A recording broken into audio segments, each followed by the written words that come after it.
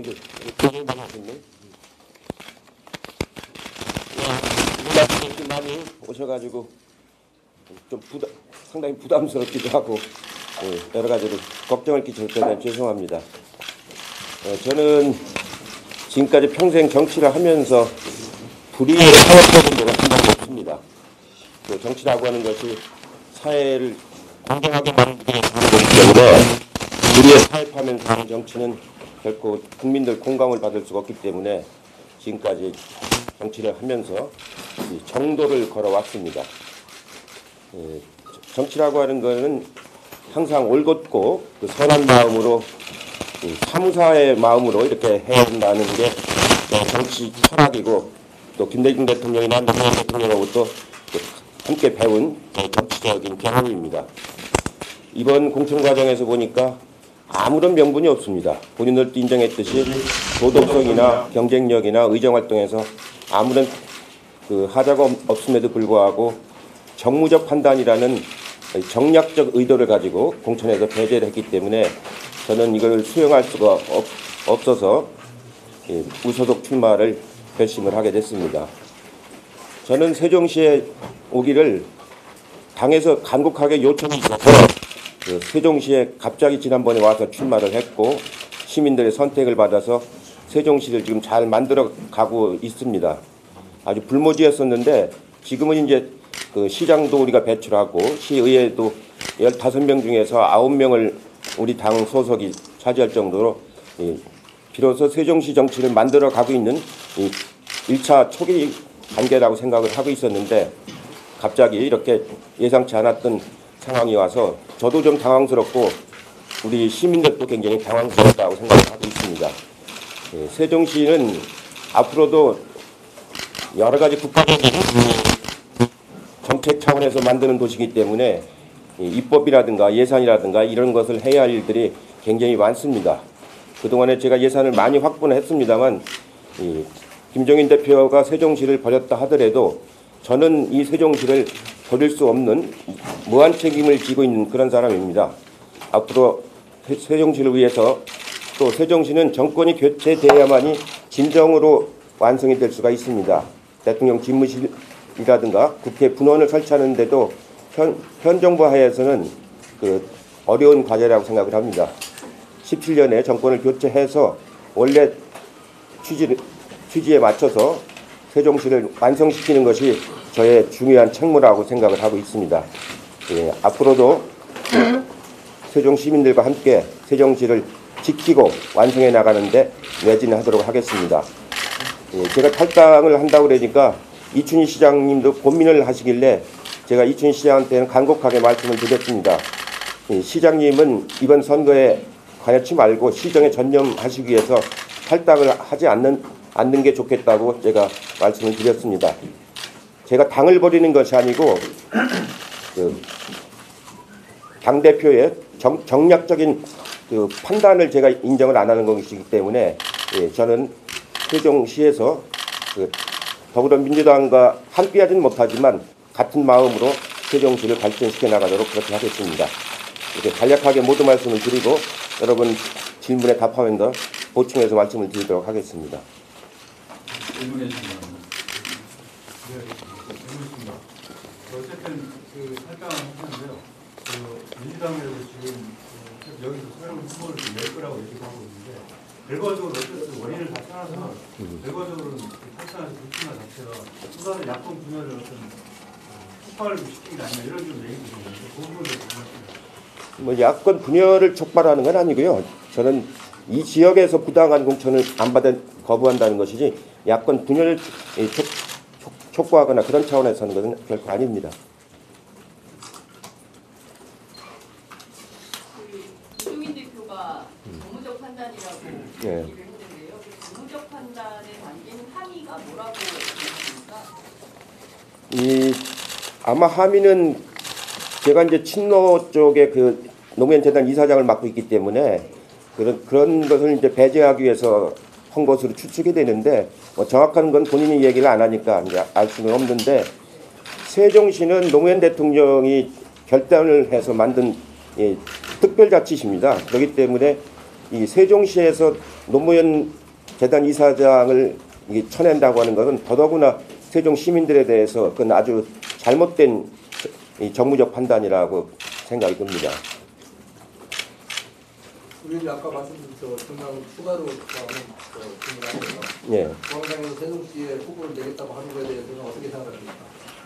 뭐 공당이니까 후보를 낼 수는 있겠죠. 낼 수는 있겠지만 시민들이 지금 느끼는 분위기는 공천도 잘못했는데 또 이제 말하자면 이해찬을 떨어뜨리기 위한 그 저격 공천을 또 하는 거 아니냐, 그런 공분을 시민들로부터 아마 사지 않을까 그렇게 생각이 듭니다. 문재인 대표가 이번 공천 문제와 관련해서 드릴 말씀이 없다는 의견을 밝혔는데 이런 문재인 대표의 태도에 대해서 좀 어떻게 보십니까? 문재인 대표도 제가 이제 공천에서 배제된다는 분위기를 감지를 하고 여러 가지 다방면으로 비대위원들에게 본인의 의사를 전달을 했다고 합니다. 그러나 이제 그 김종인 대표가 원체 완강해서 안 됐기 때문에 본인으로서도 그런 표현을 쓴 거라고 생각이 듭니다. 관련해서 김종인 대표가 예전에 악연에 대해서 얘기하고 또 이번에 이렇게 전략 공천을 하겠다는 의도가 굉장히 친노 세력 입장에서는 불합리하실 텐데 왜 그럼 사전에 그분이 대표하는 것에 대해서 이견을 안 다루시는지. 이렇게까지 부당하게 맞으면 그 잘못된 그 공천을 할 거라고는 전혀 예상을 안 했죠. 아까도 제가 말씀드린 것처럼 정치라고 하는 거는 굉장히 그 신뢰를 가지고 상대방하고 같이 해야 되는, 굉장히 사람과 사람 사이를 굉장히 존중해야 되는 굉장히 어려운 일입니다. 그러니까 김종인 대표를 영입을 할 적에는 당을 구하는 데 도움을 달라는 차원에서 이제 한 것이기 때문에 그런 부분에 대해서는 서로 간에 선의로 믿었던 관계지 이렇게 정략적으로 공천할 거라고는 예상을 안 했던 거죠. 개인적인 감정에 대해서는 어떻게? 그 옛날 88년 그 선거 때 저한테 패배한 걸 언론에서 뭐 얘기하는 사람들도 있는데 김종인 대표가 그렇게 속 좁은 분은 아니라고 생각합니다. 선의를 믿었던 관계라고 말씀하셨는데요. 그러면 어떻게 보자면 당내 그 과장으로서 보시기에 김종인 대표에게 좀 뒤통수를 맞았다 이런 생각도 좀 드십니까? 예, 저에 관해서는 그래요. 저에 관해서는 왜 그러냐면 제가 상임 고문이기 때문에 김종인 대표가 얼마 전에 상임 고문하고 같이 오찬도 했고 또 개성공단 폐쇄할 때 그때도 제가 이제 김종인 대표하고 가서 얘기도 하고 그럴 때만 해도 이 공천 배제라고 하는 그런 그 어떤 느낌이라든가 그건 전혀 받지 않고 오히려 그때 저보고 어려운 지역에서 꼭 출마해서 당선돼서 오라고 저한테 그런 말씀을 하셨었어요. 그 탈당 후 무소속 출마를 올려줬는데 김종인 비대위원장도 이런 상황을 예측했을 건데 그럼에도 불구하고 정부적인 판단을 그 공천 탈락의 이유로 들이댄 것은 어떻게 판단하십니까? 아까 말씀드린 것처럼 결국은 제가 이제 제 위상이 맞으면 친노 세력 중에서 제일 선배고 이제 그렇기 때문에 저를 이렇게 공천에서 배제함으로써 당내의 친노 세력의 어떤 뭐랄까 표현을 뭐라고 하는 게 좋을까요? 친노 세력을 척결하는 그런 상징적인 의미로 이제 보신 것 같은데 그러나 그것은 정치를 그렇게 하시면 안 되죠. 왜냐하면 우리 당이라고 하는 거는 그동안에 그 김대중 노무현 대통령의 두 기둥을 가지고 쭉 당을 이렇게 집권도 하고 발전시켜 왔기 때문에 두 기둥을 그렇게 서로 존중하는 차원에서 당을 발전시켜 나가야지 그렇게 척결하는 차원에서 하는 것은 정치적으로 그건 명분도 없고 정당성이 없는 일입니다.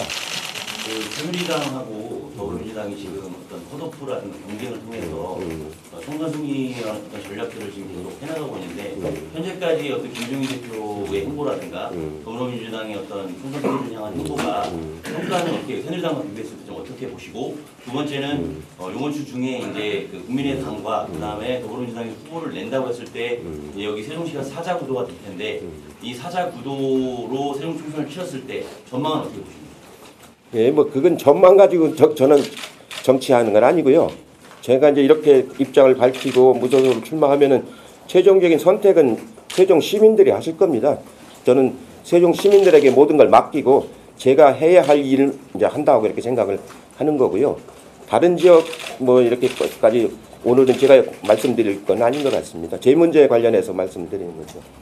더불어민주당은 사실 60년 전통이 있는 전통 야당인데요. 사실 핵심 축이 뭐냐고 얘기할 때 정치평론가들은 대개 호남 그리고 민주화 운동 세력을 꼽습니다. 사실 이해찬 전 총리께서 이번에 컷오프 대상이 된 것을 많은 사람들은 하나의 상징인 민주화 운동 세력을 거세하려고 하는 거 아니냐 이런 평가도 있는데요. 이 점은 좀 어떻게 보시는지요? 꼭 그런 것 같지는 않아요. 꼭 민주화 운동 세력을 거세하려고 한 건 아니고 이 학생 운동권들의 좀 거친 그 행태 이 부분에 대해서는 좀 이렇게 그 문제점을 많이 문제의식을 가지고 있었던 것 같고요.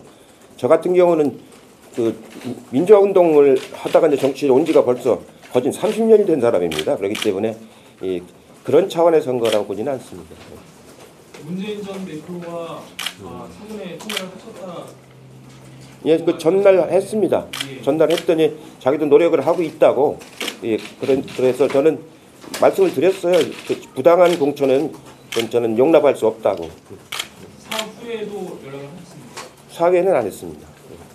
그러면 사전에 말씀 나누셨을 때는 아까 말씀하신 거는 비대위원장에게 문재인 전 대표가 얘기를 했다는데 비대위원장이 아니고 비대위원들한테. 비대위원장. 예, 비대위원장한테.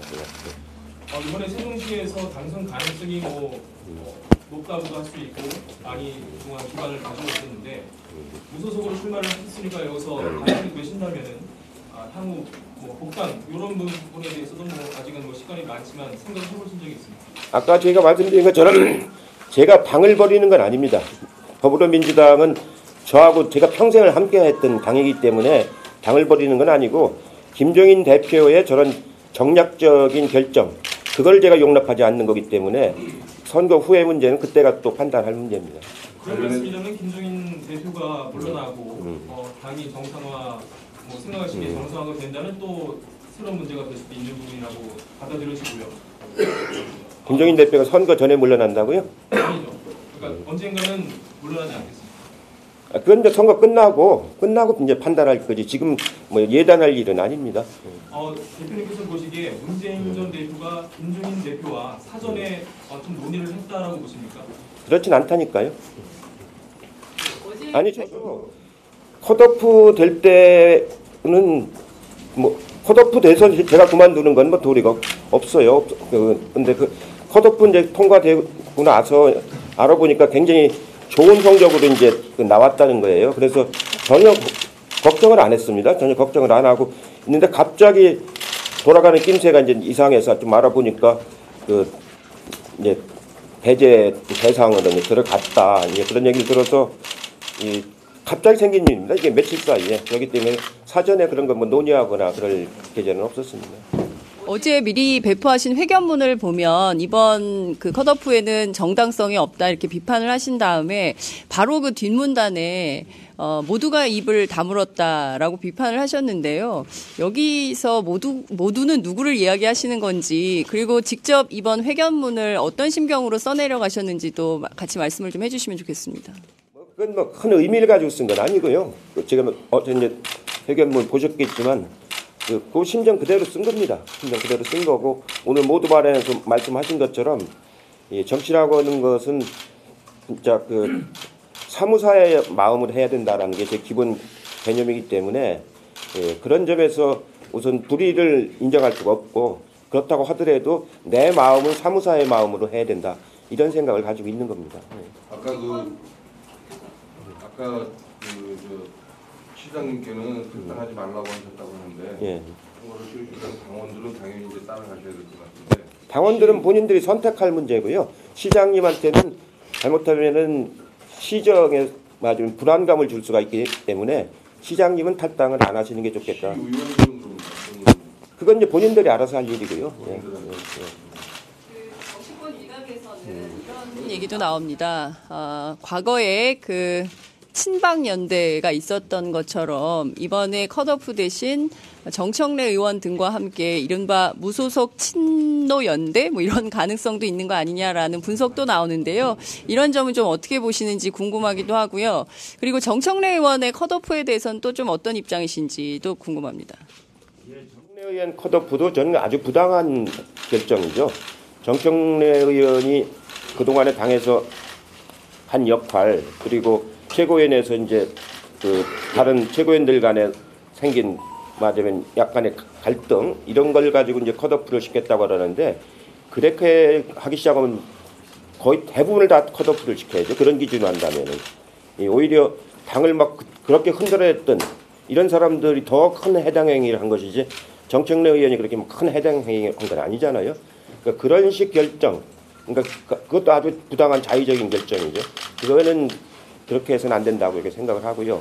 무슨 연대를 만들거나 이제 그럴 시간도 없고, 그러기엔 시간도 없고, 저 본인이 또 그럴 생각은 갖고 있질 않습니다. 김종인 대표가 중도적으로 확장하겠다고 이렇게 지금 하고 있는데, 지금 전반적으로 이번 컷오프 외에 당 운영에 대해서는 어떻게 평가하십니까? 오늘 뭐 그런 얘기 말씀드릴 건 아닌 것 같고요. 이제 그건 그런 얘기 드리려면 막 이 범위가 완전 넓어지니까 제 신상에 관련된 문제로 답변을 드릴게요. 작년 9월에 그 당시 혁신위였던 최인호 혁신위원이 있습니다. 최인호 혁신위원이 많은 후배들 10명의 당선을 위해서 이해찬 전 총리께서 물러나 주시면 어떻겠냐라며 불출마를 요구한 바가 있었습니다. 당시에 그 얘기를 좀 어떻게 들으셨고, 지금 이 결과와 연동지어서 볼 때 당시에 그런 지적은 좀 어떤 차원이었던 걸로 해석하시는지 그것도 좀 궁금하네요. 위원장의 그런 그 마음은 그 당시로서는 이제 그 전체적으로 어려운 부산 지역 같은 데서 이제 그 선거를 치르는 사람이 심정이기 때문에 그 당에 도움이 되는 차원에서 요청을 한 건 충분히 이해를 합니다. 근데 이제 정치라고 하는 것이 그렇게 말하자면은 그 한두 사람이 용태를 해서 무슨 누구한테 감동을 주거나 그런 게 아니거든요. 정당이라고 선거라고 하는 거는 전체적인 방향을 잡아가지고 이제 가야 되는 것이기 때문에, 더군다나 세종시 입장에서는, 시민들 입장에서는 제가 세종시를 살리겠다고 와가지고 금방 여기 또 그만둔다고 하면 세종시 입장에서는 뭐가 되겠습니까? 이번에도 제가 저를 탈락을 시키려면은 다른 대안을 가지고 와서 이만한 사람이 있으니까 이분으로 좀 교체하면 어떻겠냐고 저하고 상의를 했으면은 제가 얼마든지 그 상의를 받아주겠을 거라고요. 근데 그런 게 일체 없이 전격적으로 이렇게 하기 때문에 저도 당황스러운 거죠. 이 공천을 하려면은, 저도 옛날에 제가 직접 공천을 많이 해본 사람 아닙니까? 우리 당에서 공천에 제일 많이 관여해본 사람입니다. 그 공천을 탈락시키려면 본인을 불러가지고 이래서 이렇게 설명을 합니다. 설명을 해가지고 양해를 구한다라든가 이렇게 하는 것이 갑자기 막 뒤에서 뭐 하듯이 이렇게 하는 거 아니에요. 그래야 탈락한 사람도 명분이 생기고 또 나중에 지원을 할 수가 있게 되는 거죠. 제가 이제 96년부터 쭉 공천을 주로 이제 김대중 대통령 모시고 이제 쭉 공천을 관리를 했던 사람이라서 공천을 실무적으로 많이 해본 사람입니다. 절대로 이렇게 해서는 공감을 얻을 수가 없는 거예요. 일부에서는 지난번 그 면접하실 때도 그 면접위원들이 좀 심한 질문도 하셨고, 또 최근에 김정인 대표도 그 위원님 공천 문제에 관해서 생각할 게 많다, 그런 예시를 하셨는데 그걸 전혀 모르고 계셨다는 공태론이라든지 이런 것에 대해서 생각을 안 해보셨습니까? 아니, 면접할 적에는 분위기가 아주 좋았어요. 여기 있는 두 분하고 같이 셋이서 면접을 했는데 저한테는 별 질문이 없다시피 했고, 오히려 다른 분들한테 질문하고 그래서 면접 때 분위기로 봐서는 뭐 아주 호의적인 분위기였었습니다. 당내에서는 지금 이런 분석들이 나옵니다. 이번 공천 때문에 야권이 그나마 유리했던 선거구 10석 정도가 날아간 것 같다라는 분석 전망이 나오고 있습니다. 이대로 총선을 치르게 된다면 가뜩이나 어려운 선거인데 야권 특히 더불어민주당의 성적이 어떻게 될지 좀 걱정하는데요. 전략가시기도 하니까 그 점을 좀 말씀을 좀 해주십시오. 저는 기본적으로 그 수도권 선거를 제가 많이 치러본 사람 아닙니까? 수도권 선거를 많이 치러봤기 때문에 기본적으로 수도권에서는 연대를 안 하고서는 그 낙선하는 사람들이 굉장히 많습니다. 가령 이제 지난번에도 5% 이내로 낙선한 사람들이 30몇 명이 넘는다고 그러잖아요. 그러니까 그 낙선 연대를 안 하고서 당선된다는 건 굉장히 어려운 선거입니다. 저 같은 경우 한 번도 낙선을 안 했는데 그런 경우는 참 몇 군데 안 됩니다. 대부분이 연대를 안 하면 매우 어려운 선거죠. 그래서 이번에도 사실은 야당이 여러 개로 이제 분열이 됐기 때문에 그러지 않으면 굉장히 어려운 선거라고 생각을 하는데 정청래 의원 같은 경우를 저렇게 정당한 사유 없이 이렇게 탈락을 시킨다고 하는 것은 선거에는 아주 악재로 작용을 하죠. 얘기의 경우는 지금 새누리당 200석, 180석 이런 전망이 우세한 상황인데요. 김종인 대표는 한 108석 정도 하게 될 걸로 전망을 했습니다. 이해찬 전 대표 보시기에는 어느 정도로 전망을 좀? 제가 오늘 말씀드릴 일은 아니고 오늘은 저 신상에 관한 걸로 이제 말씀을 드리고 따로 이제 그런 문제는 별도로 나중에 기회가 있을 때 또 말씀을 드릴게요. 문재인 대표님한테 서운하신 점도 없어요? 뭐 정치를 제가 하루 이틀 했습니까? 지금 정치를 제가 시작한 지가 이제 벌써 28년째인데요. 그리고 정치하면서 뭐 여러 가지 이제 경험을 많이 했지 않습니까? 그렇기 때문에 그런 입장에서 보면 뭐 서운하고 안 하고 이제 이런 차원의 문제는 아니고 서로 간에 노력을 해도 안 되는 일이었기 때문에 본인도 저한테 전화하셔서 그 여러 가지로 비대위원들 통해서 노력을 하고 있다 이렇게 2번 전화를 하셨어요. 근데 김종인 대표가 원체 고집을 강하게 하기 때문에 다른 비대위원들도 더 이상 말을 못 하겠더라. 그렇게 전달을 받았습니다. 이해찬 총리 말씀을 좀 들어보면 김종인 대표가 절차적으로도 뭔가 좀 제대로 그리고 또 내용상으로도 뭔가 좀 잘 소통이 잘 안 됐던 측면이 있었다라는 게 지금 확인이 좀 되고 있는 건데요. 그렇다면 이 문제와 관련해서 김종인 대표 리더십 체제로 선거를 치를 수 있겠는가에 대한 비판도 지금 제기되는데 그 점은 좀 어떻게 보세요? 뭐 선거가 이제 뭐 코앞에 왔는데 지금 어떻게 보면 교체할 수는 없는 일 아닙니까? 치를 수밖에 없죠. 결과가 좋고 나쁜 건 이제 정치적인 책임은 이제 그때 가서 이제 김종인 대표가 결과가 좋으면은 아주 좋게 평가를 받을 것이고 나쁘면 뭐 도리 없이 정치적 책임을 져야 되겠죠. 이제 현재로서는 뭐 새로운 진영을 이제 만들 수는 없지 않습니까? 지금 의원님과 지금 정청래 의원이 공천에서 배제되는 부분이 결과적으로는 전략적으로 지금 무당층 또는 중도층을 좀 수용하기 위한 포석 같은데 일각에서 또 집토끼들이 많이 빠져나갈 것이라는 얘기를 하지 않습니까? 좀 그런 측면에서 좀 소개산이 어떻게 될 건지. 뭐 그건 거기까지 저는 그렇게 미세하게 계산하는 사람은 아니고요. 저도 이제 정치를 많이 오래 해보고 공천을 해보면은 가장 객관적으로 할 때가 결과가 제일 좋아요. 보면은 여러 번 해봤는데 가령 96년 선거가 굉장히 결과가 나빴지 않습니까? 그때는 이제 명분이 없었어요. 왜냐하면 김대중 대통령이 갑자기 정계 복귀하면서 치른 선거였기 때문에 80석인가 그때 못 얻었지 않습니까? 그 후에 제일 좋은 성과를 얻었던 건 17대 열린우리당 때는 노무현 대통령이 탄핵을 받았기 때문에 그 분노가 있어서 이제 그렇게 올라갔던 거고요. 전체적으로 보면은 공천을 객관적으로 할 때가 결과가 좋습니다. 이번 공천은 그럼 객관적으로 전혀 이루어지지 않고 있다 이렇게 평가하십니까? 상당부는 그래요 지금. 상당부는 객관적으로 이루어지지 않고. 예. 왜냐면은 사천이 많다 이렇게. 왜 그러냐면 제가 이렇게 보면은 기준을 처음에 제시했지 않습니까? 그 기준에 맞춰서 의원들이 다 준비하는 거거든요. 후보들이. 근데 나중에 갑자기 기준이 막 없어지고 변하고 막 그러든 그렇게 되면은 공당의 공당을 운영하는 원칙이 없어지는 거거든요. 그런 공천은 성공을 못합니다. 사실 문재인 대표 시절에 시스템 공천을 하겠다고 하면서 혁신위원회를 만들지 않았습니까? 그래서 그 시스템에 따라서 공천을 하겠다는 게 문재인 대표의 생각이었는데 김종인 대표 체제가 들어서면서 그런 게 많이 바뀌기도 하고 훼손이 되는 측면도 있고 그런데요.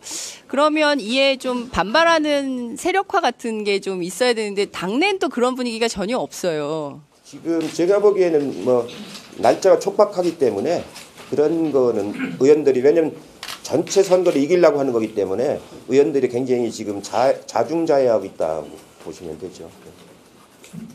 자, 그 정도 하죠. 이제 충분히 됐죠? 자, 수고하셨습니다.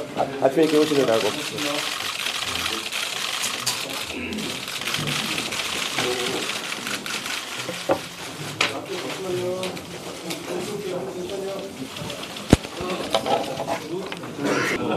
네, 잘 지내셨죠? 네, 저희 그 오마이 TV 시청자들이 굉장히 많이 보고 있어서 지금 생방송 중인데요. 대표님, 그래도 응원하는 분들이 굉장히 많아서 한 말씀 좀 부탁드리겠습니다. 이제 충분히 했어요. 그래도 시청자들이 많이 보고 있어서 한 말씀 좀. 네.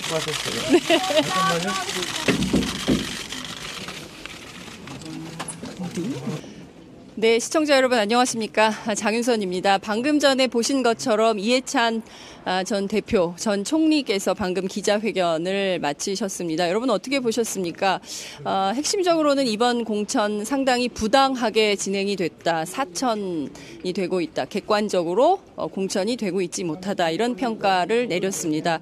뿐만 아니라 정청래 의원의 컷오프에 대해서도 이것은 상당히 공정성에 문제가 있는 공천이었다라고 평가를 했습니다. 무소속으로 출마를 해서 실질적으로 상당히 큰 노무현 정부의 업적이기도 한 이 세종시를 잘 발전시키는 것이 본인의 임무이다. 첫 번째 과제다. 이런 것도 강조해서 말씀하기도 하셨습니다.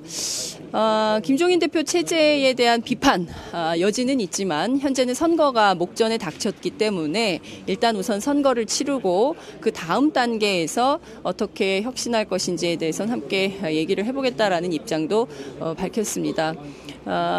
뒤통수를 맞은 기분이다 이런 얘기도 했습니다. 사실 본인 스스로 이것이 실무적으로 그리고 또 내용상으로 전혀 하자가 없다는 것이 입증이 됐기 때문에 본인이 공천에서 배제될 것이라고는 전혀 상상하지 못했다. 생각조차 하지 못했다. 이런 입장을 밝혔고요. 따라서 이것은 김종인 대표에게 뒤통수를 맞은 격이다. 이런 얘기도 했습니다. 실질적인 본인의 어떤 심경 토로에 가까운 얘기를 오늘 상당히 많이 한 편인데요.